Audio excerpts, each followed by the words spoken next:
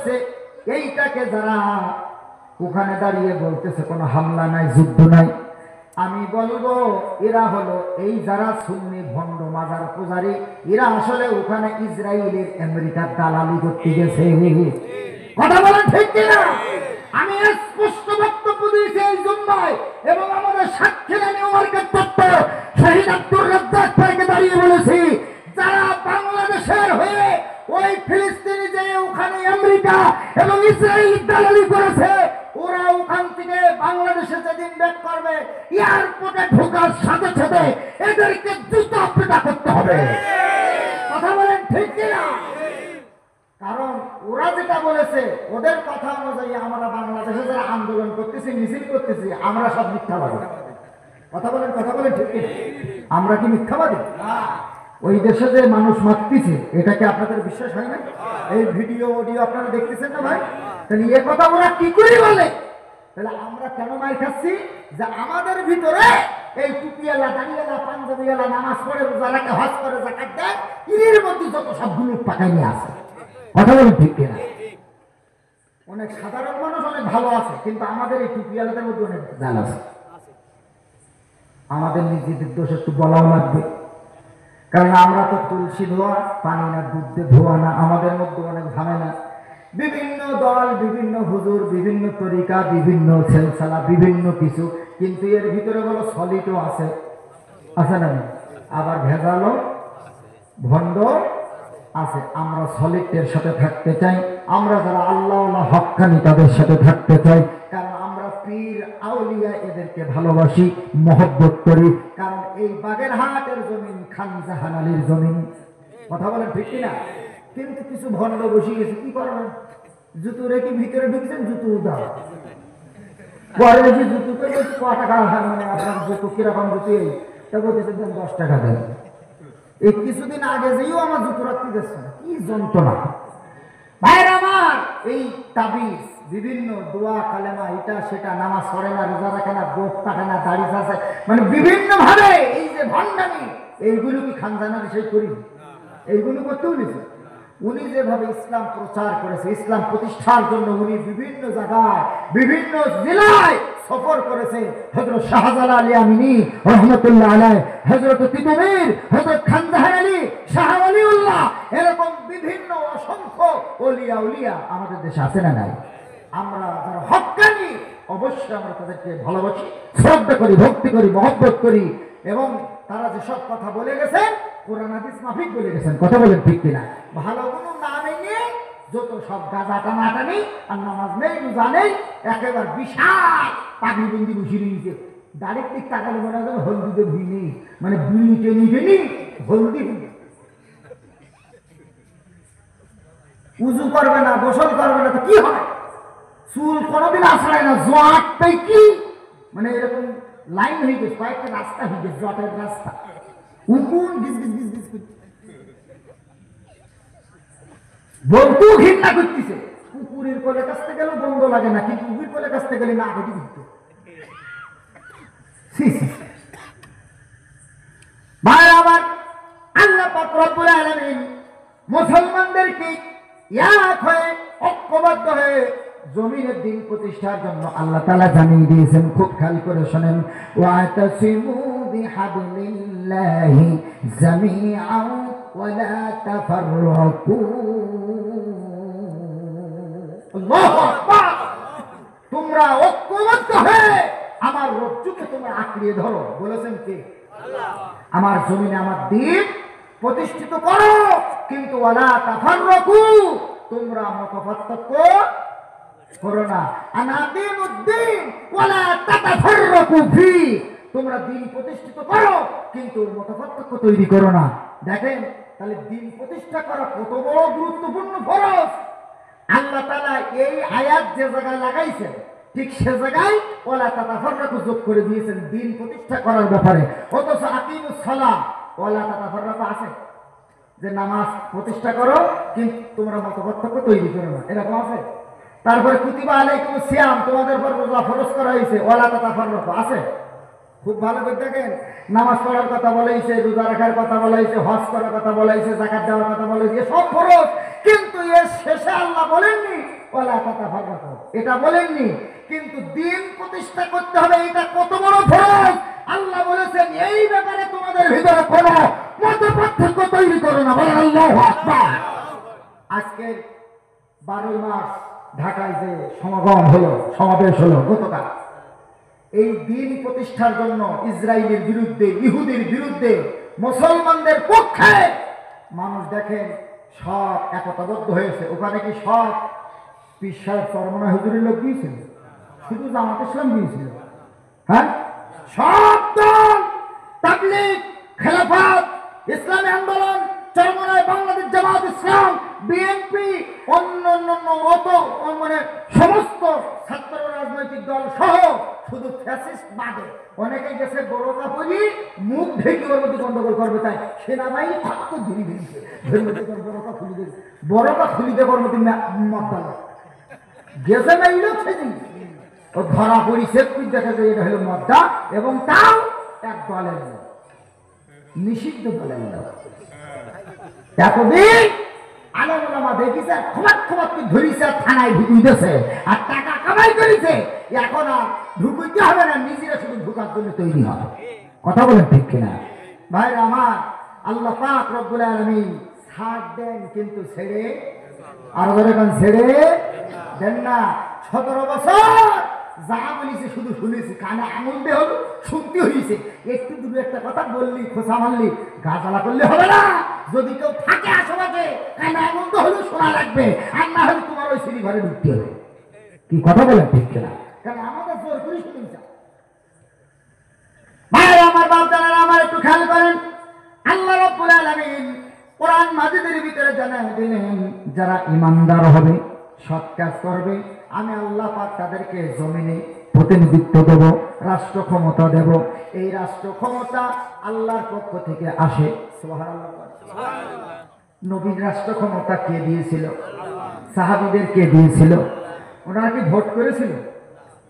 কোন ভোট না, আল্লাহর তরফ থেকে সরাসরি আল্লাহ তাআলা নির্ধারণ করে দিয়েছিল। কিন্তু এখন এই ভোটের ব্যাপারটা আবার আল্লাহ পাক রব্বুল আলামিন কোরআনেও কিন্তু নির্ধারণ করে দিয়েছেন। সেই সিস্টেমটা আর আমাদের প্রচলিত সিস্টেমটা এটা একটু ভিন্ন আছে।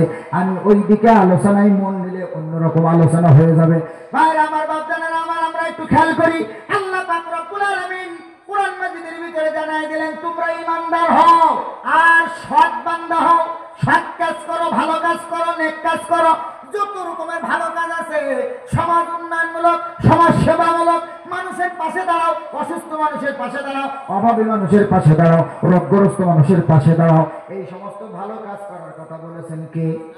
আল্লাহ বলেছেন, নবী বলেছেন, নবী করেছেন, সাহাবীরা করেছেন। আমাদেরকেও সেই ভালো কাজ করতে হবে। তবে নবীর পিছনেও থেকে যারা মুনাফিকি করেছে, ওদের উত্তরসূরি এখনো আমাদের সাথে আশেপাশে নেই, আছে না নেই? নবীর পিছনে থেকে যারা নামাজও পড়িছে, আবার আবু জেহেলের সাথে হাত মিলাইছে। আমাদের পিছনে অজেও আসে, মসজিদেও যায়, সামনের কাতারে দাঁড়ায়, ইমামের পিছনে গুতু গুতু কিছু জায়গা বের করে নেয়, আবার মসজিদের বাইরে বাজারে যেয়েই ইমামের বিরুদ্ধে 12টা বাজায় দেয়। কি কথা বলে ঠিক? ইমামের সমালোচনা করিয়ে হাত গরম করে ফেলে, অথচ ওই ইমাম তোমার জন্য দোয়া করছে, তোমার বাবার জন্য দোয়া করছে, তোমার মৃত আব্বা আম্মার জন্য তোমার ইমাম দোয়া করলো, আর তুমি ইমামের বিরুদ্ধে যেই 12টা বাজাচ্ছ।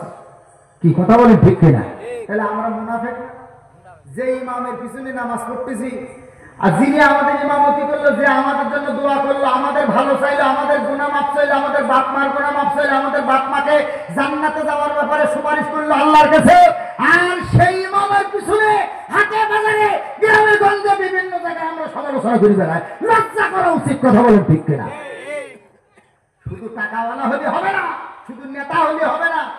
ইমাম এবং আলেমকে নিয়ে কথা বলতে হলে আপনাকে 10 বার আগে ভাবতে হবে যে তিনি একজন আলেম, তিনি একজন ইমাম, তার ভিতরে কোরআন আছে। তাকে যদি কিছু বলতে হয় তাহলে গোপনে আড়াল করে আদবের সাথে বলতে হবে। কথা বলেন ঠিক কিনা?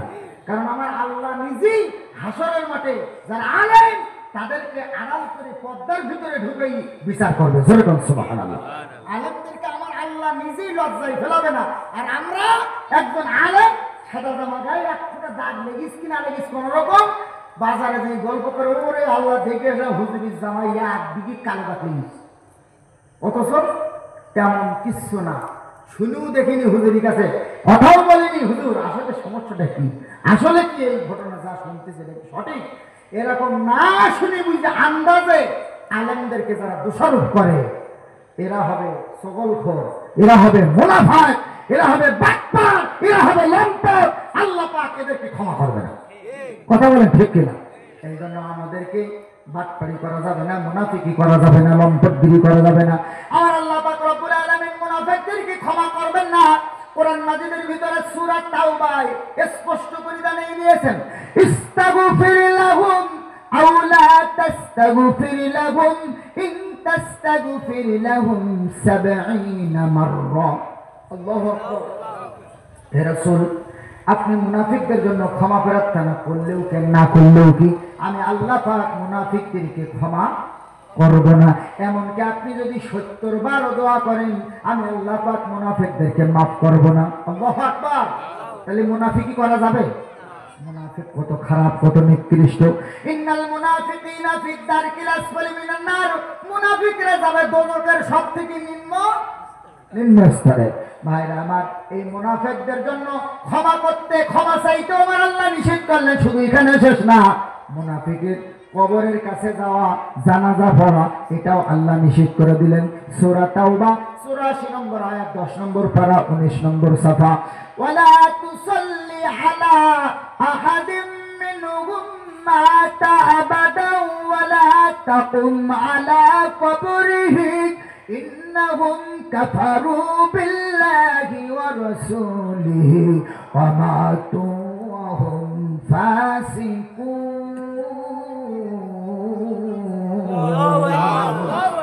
এটা কার কথা? আল্লাহ রাসূল সাল্লাল্লাহু আলাইহি সাল্লাম এই আয়াতটা নাযিল হলো জানাজার মাঠে। কোন জায়গায়? জানাজার নামাজের সময়। আব্দুল্লাহ বিন উবাই বিন সালুল যখন মারা গেল, তার জানাজা নবীজি যখন পড়তে আসলো, ওমর রাদিয়াল্লাহু তাআলা বাধা দিলেন, কিন্তু তিনি শোনেন নাই। তিনি বাধা দিয়েছেন, নবীজি হেঁটেছেন জানাজা পড়ানোর জন্য। ওমর বলেছেন দরকার নাই হুজুর এই খারাপ লোকটার জানাজা পড়ার, কারণ এ আমাদের সব সময় ইসলামের বিরোধিতা করেছে, আপনার বিরোধিতা করেছে, আমাদের সকলের বিরোধিতা করেছে। বিভিন্ন জায়গায় যুদ্ধ বিগ্রহ, দাঙ্গা হাঙ্গামা হয়েছে এই আব্দুল্লাহ বিন উবাইয়ের জন্য। মা আয়েশা সিদ্দিকার নামে অপবাদ দিয়েছে, বিভিন্ন রকমের খারাপ কাজ করেছে, কুচ্ছলনা করেছে। হুজুর একটু খেয়াল করে শোনেন, মুনাফিক কত খারাপ। ওমর রাদিয়াল্লাহু তাআলা নিষেধ করলেন নবীজিকে, নবীজি নিষেধ করলেন জানাজা পড়েন না, কিন্তু নবীজি শুনলেন না, জানাজায় চলে গেলেন। জানাজার মাঠে আয়াত নাজিল হয়ে গেল, হে রাসূল আপনি মুনাফিকদের জানাজা পড়বেন না। কে বলছেন? ওয়ালা তুসাল্লি আলা আহাদিন মিনহুম মাতা আবাদাও। আল্লাহু আকবার। শুধু আব্দুল্লাহ বিন উবাই একাই না, মানে মুনাফিকের গোষ্ঠী, ওর নাতিপুতি, ওর সিলাবিলা, ওর যা কিছু আছে যেটাই হোক না কেন, মুনাফিক মরলে আপনি তার জানাজা পড়বেন না, যাবেন না, পড়বেন না। এবং আপনি ওয়ালা তাকুম আলা কবরিহি, ওর কবরের কাছেও যাবেন না। নিষেধ করতেছেন কি? জোরে বলেন। আল্লাহ যেটা নিষেধ করেছে এই কাজটা করা কি উচিত হবে? তাহলে এখন সমাজে যদি কেউ মুনাফিক মরে, আমাদের ইমাম আলেম ওলামা যদি দৌড়িয়ে যায় জানাজা ভর্তি হবে? নিষেধ করেছেন কে? কিন্তু আমাদের তো চাকরি বাঁচাতে যাই, পিঠ বাঁচাতে যাই, সমাজের অনেক মোড়ল মাতব্বর মুনাফিক, তার জানাজা পড়তে যেতে হবে, না হলে চাকরি থাকবে না। এ কথা সে কথা শুনে 12টা বাজায় ছেড়ে দেবে। কথা বলে ঠিক কিনা? আমি এরকম বলেছি যে মুনাফিক মরে গেলে আমার মসজিদে ঘোষণা দিলাম জানাজা পড়াবো না। এখন ঘটনাক্রমে ঠিক এরকম জানাজার একটা ঘটনা ঘটেই গেছে, নাম ধাম বলার যাবে না। আমি বললাম জানাজা পড়াবো না, বলতেছে পড়াই কি হবে, পড়াবেন না মানে আপনার কি, আপনি কি বলতে চাচ্ছেন? জানাজা পড়াবেন না মানে আপনি কি হয়েছে? আমি বললাম যা হই না কেন আমি তো ভালো চিনি এবং জানি এ জানাজা পড়ানো যাবে না, পড়াবো না। বলতেছে জানাজা পড়াবেন আর বাপ বাপ বলবেন, জানাজা পড়ানোর ব্যবস্থা করতেছে, মানে থানাতে পুলিশে ধরে নিয়ে যাবে, জোর করে জানাজা পড়াবে। ওই ক্ষমতাটা পৌঁছালো। কি কথা বলেন ঠিক না? মানে জোর খাটানোর শেষ পাওয়া হইল ওইটা। এইবারে জোর করি জানাজা পড়াইনি, আমাদের ওখানে ধাওয়া করতেছে যে পড়াইতেই হবে। শেষ পর্যন্ত যখন বললো যে পড়াইলেই লাগবে, তখন বললাম ঠিক আছে পড়াই দেবো, উজু ছাড়া। দেখি তুই কি জিততে পারে, বিনা উজু পড়াই দেবো, চুলকুনি মাঠো। আল্লাহ তো বলবে যে বিনা উজু পড়াই, তাহলে নিশ্চয়ই তুই খারাপ। কথা বলেন ঠিক না? ভাইরা আমার, লোকটা বললো হুজুর যদি উজু করাই নেই, আমি বললাম উল্লু পাল্লা উজু করবো, আগে পা ধরো তারপর মুখ ধরো, শেষে হাত ধরবো কিন্তু। বলছে যদি উড়াও ঠিক করে করাই নেই তাহলে এবার কি করবে? আমি বললাম যদি উজু ঠিক করে করাই নাও করবো, ঠিক আছে সমস্যা নাই। এরপরে যদি তুমি সেনাবাহিনী, BGB, police, BDR, BSB, DB সব যদি তুমি বন্দুক তাক করো আমার দিকে দাঁড় করাও, জানাজার সময় খাটিয়া থাকবে সামনে, মুসল্লি থাকবে পিছনে, আর আমি আল্লাহর দিক ফিরে বলবো, নিয়ত করবো মনে মনে আল্লাহ এই সেই আন্তর্জাতিক মুনাফিক আমার সামনে শুয়ে রয়েছে, ও আল্লাহ এ তোমার রসুলের দুশ্মন, তোমার দুশ্মন, তোমার কোরআনের দুশ্মন, আলেম ওলামার দুশ্মন। এ জানাজা মোটেও পড়াতে এলাম না, কিন্তু এখন এমন ঝামেলায় পড়ে গেছে জানাজা পড়াতে হচ্ছে, কিছু করার নাই। কবরের মধ্যে ফেলাইয়া তুমি আটা বাটা করে দিও, আল্লাহু আকবার। এই হলো প্রথম তাকবীর। কয় তাকবীর দিতে হবে? ৬০টি। তো ৬০টিতে এমন কথা বলি তাকবীর দেবো, ওর পরে অটোমেটিক মুনাফা নিচ্ছে। কি কথা বলে ঠিক কিনা? কারণ আকাম কুকাম করার সময় তখন তোমার ইসলামের কথা মনে ছিল না, কোরআনের কথা মনে ছিল না, আল্লাহর কথা মনে ছিল না, আলেমের কথা মনে ছিল না, শুধু আলেমদেরকে কি করে বাস দেওয়া যায় তাই ব্যবস্থা করেছে। কথা বলেন ঠিক কিনা? হুজুরদের পদে পদে দোষ, রাস্তায় একটু তোড়ে হাঁটবে, ওনার চোখই সহ্য হচ্ছে না, চোখি জন্য কলেরা হয়েছে, উনি দোকানে বসি হিসেব করতেছে যে এই হুজুর দেখো তোড়ে যাচ্ছে, ঠিক কোন জায়গায় দাওয়াত খেয়ে যাচ্ছে, কোন জায়গায় দাওয়াত আছে তাই খেতে যাচ্ছে, দেখো তোড়ে তোড়ে যাচ্ছে। আবার হুজুর যদি ওই দিকটা আস্তে আস্তে হেঁটে ফেলে, কবে দেখো এমন খাওয়া খাইছে তা পা উঠতেছে না। মানে হুজুরের কোনো কিছু ওর সহ্য হয় না। হুজুর যদি রাস্তার বারে বারে তাকায় তাকায় সুন্দর গাছ গাছালি, নদী নালা, পানি এইগুলো দেখে একটু মুখে হাসি হাসি ভাব থাকে, ওনার চোখে আর এক রকমের ব্যায়াম হয়েছে, উনি দেখি বলে হুজুর দেখো চোখের দোষ, আবার এদিকে তাকায় তাকায় যাচ্ছে, সেটা তো সমস্যা। আবার যদি হুজুর মুখটা নিচু করি আদরের সাথে কায়দা করে হাঁটে, কবি এ সমাজে ইয়ে হুজুর চলে না, একদম হারিয়ে দিল আমার কমতে চায়। তা আমি বলি তোমার যদি হুজুর নিয়ে এত সমস্যা হয়, এত বড় বাইরে হয়, মরে যাওয়ার আগে তুমি ওসিয়ত করো হুজুর দিয়ে যদি তোমার হুজুর দিয়ে যদি তোমার কোনো জানাজা কেউ না পড়ায়, তুমি এমন ওসিয়ত করো হুজুর ছাড়া তোমার জন্য মাটিতে ভং করে পিটি দিয়ে আসে। কি কথা বলে ঠিক কিনা? ভাইরা আমার, হুজুরদের প্রতি বিদ্বেষ করি কোনো লাভ নাই। এই আলেম ওলামা হলো নবীদের ওয়ারিস। কথা বলেন ঠিক কিনা? আলেমদের সাথে আপনি বিদ্বেষ করবেন, এই বিদ্বেষ হলো নবীর সাথে হবে। কার সাথে হবে? আলেমদের বিরোধিতা করলে কার বিরোধিতা হবে? নবীর বিরোধিতা হবে। আর নবীর বিরোধিতা মানে আল্লাহর বিরোধিতা। অতএব নবীকে আমাদের ভালোবাসতে হবে। মান হাব্বা সুন্নতি ফাকাদ হাব্বানি ওয়া মান আহাব্বানি কানা মাইয়া ফিল জান্নাহ আও কামা ক্বালা নবী সাল্লাল্লাহু আলাইহি ওয়াসাল্লাম। আল্লাহর নবী বললেন, যেই লোকটা আমার সুন্নাহকে ভালোবাসে সে আমাকে ভালোবাসে। সুবহানাল্লাহ, সুবহানাল্লাহ। আল্লাহ রাসূল জানিয়ে দিলেন আমার সুন্নাহকে ভালোবাসলে আমার ভালোবাসা হয়ে যায়, আর আমার ভালোবাসলে ওই বান্দা, ওই উম্মত, ওই উম্মতি আমার সাথে আল্লাহর জান্নাতে যাবে। জোরে বলুন সুবহানাল্লাহ। ভাইরা আমার, বাপ জানেনা, কিয়ামত খুব নিকটবর্তী। আমরা চতুর্দিকে যেটা লক্ষ্য করছি, মনে হয় ইমাম মাহদী খুব তাড়াতাড়ি আসবে, ঈসা আলাইহিস সালামের আগমন ঘটবে, দাজ্জাল আসবে, দাজ্জালকে খতম করবে ঈসা নবী। কথা বলে ঠিক কিনা? আমরা ভালো কাজের দিকে একটু তাড়াতাড়ি অগ্রসর হয়। আমাদের ভিতরে এখনো যারা মন্দ কাজের ভিতরে ঢুকে আছে, মিথ্যা কথা বলে, ওজনে কম দেয়, খাদ্যে ভেজাল দেয়। এখানে অনেক ব্যবসায়ী ভাইরা থাকতে পারেন, ওজনে কম দেবেন না, খাদ্যে ভেজাল দেবেন না, মানুষের সাথে জুলুম করবেন না, বড় কথা বলবেন না, হেউ করবেন না। ও আম্মা জান, আপনারা যারা পর্দারা আছেন খুব খেয়াল করে শোনেন না গো। ইসলাম কবুলকারী মহিলা হলো প্রথম আম্মা জান। রসুলের পরে ইসলাম আসার পরে কোরআন আসার পরে তিনি সর্বপ্রথম খাদিজাকে দাওয়াত দিয়েছেন। এক বাক্যে খাদিজা ইসলাম কবুল করেছে, যেরকম সুবহানাল্লাহ। আমাদের আম্মা উম্মাহাতুল মুমিনিন ইসলাম কবুল করার পর নবীজি ইসলাম প্রচারের জন্য হযরতে খাদিজার যত অর্থ সম্পদ ছিল সব তিনি ইসলামের জন্য নবীজির কদমে তিনি পেশ করে দিলেন। হুজুর, এই অর্থ সম্পদের আমার আর কোনো দরকার নাই, আপনি আল্লাহর জন্য ইসলামের জন্য আপনি আমার সব টাকা কাজে লাগান, জোরে বলেন সুবহানাল্লাহ। মায়েদের অবদান ইসলামে অনেক বেশি, কথা বলেন ঠিক কিনা? আল্লাহ তাআলা আমার আম্মাজানদের ৫ ওয়াক্ত নামাজ এবং কোরআন সুন্নাহর সব বিধিবিধানগুলো মেনে চলার তৌফিক দান করুন, সবাই বলে আল্লাহুম্মা আমিন। মায়ের আমার বাচ্চারা আমার, আমি আপনাদের সামনে তিনটি বিষয় নিয়ে কথা বলছিলাম। আল্লাহ তাআলা ওয়াদা দিয়েছেন কয়টা? তিনটা। প্রথমত, যারা ইমানদার হবে, সৎ ব্যক্তি হবে, আল্লাহ তাআলা তাদের শাসন ক্ষমতা এবং দুনিয়ায় তাদের খলিফা দান করবে, প্রতিনিধিত্ব দান করবে। এরপরে ২ নম্বরে আল্লাহ তাআলা তার মনোনীত ধর্ম ইসলামকে প্রতিষ্ঠিত করে দেবে। এরপরে ৩ নম্বর, আল্লাহ পাক রব্বুল আলামিন মুসলমানদের এমন ঈমানি শক্তি আল্লাহ অন্তরে দান করবে যে বাতিলের প্রতি আর তাদের কোনো অন্তরের ভিতরে ভয় থাকবে না। এখন কিন্তু আমরা অনেকটা স্বাবলম্বী হয়েছি, অনেকটা শক্তিশালী হয়েছি। আগে আমাদের বাড়ির থেকে বাইরে হলে বাজারে যেতে গেলে ভয় করতো, কথা বলে ঠিক কিনা? কিন্তু এখন আমাদের অন্তরের ভিতরে সেই ভয়টা আর নাই, ওই আগের মতো ভয় আর নাই।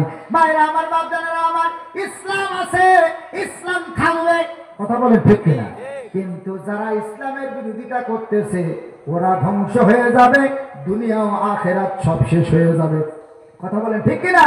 আল্লাহ তাআলা আমাদের সকলকে কোরআন সুন্নাহ মোতাবেক এই দুনিয়ার জিন্দেগি আল্লাহ তাআলার ইবাদত বন্দেগী করার মাধ্যমে দুনিয়া থেকে বিদায় নেওয়ার তৌফিক দান করুন, সবাই বলেন আল্লাহুম্মা।